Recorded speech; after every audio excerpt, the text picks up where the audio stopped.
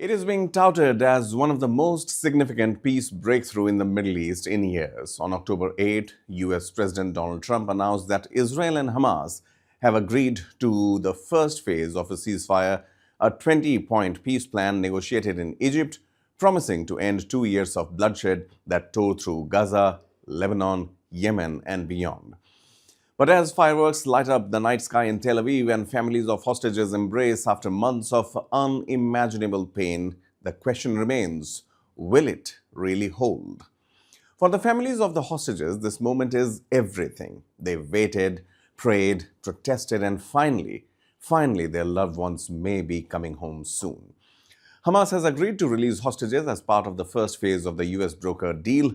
Nearly 2,000 Palestinian prisoners too, including hundreds serving life term, are also expected to be freed in return from Israel.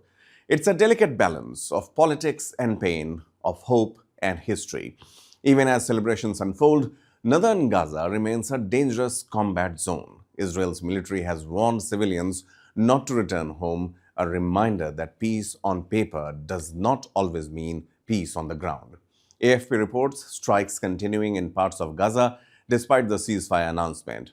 So, has the war really ended or merely paused?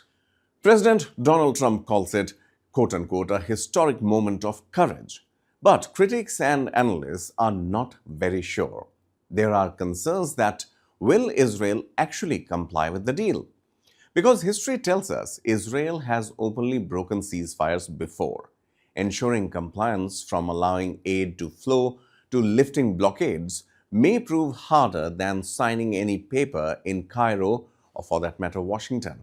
The United States is once again at the center of this fragile equation.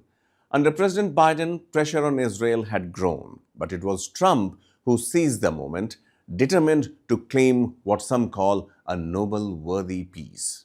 But is this diplomacy or politics? Under the deal, Israel will gradually withdraw to agreed lines inside Gaza. In exchange, Hamas will commit to a phased disarmament, though how and when remains unclear. It's a plan built on conditional trust and a promise that the United States will guarantee compliance.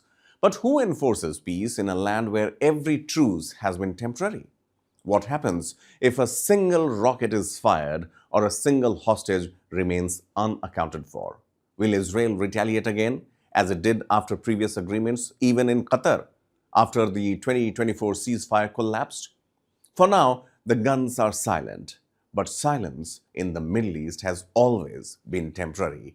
The world waits to see if this time it will last and last longer.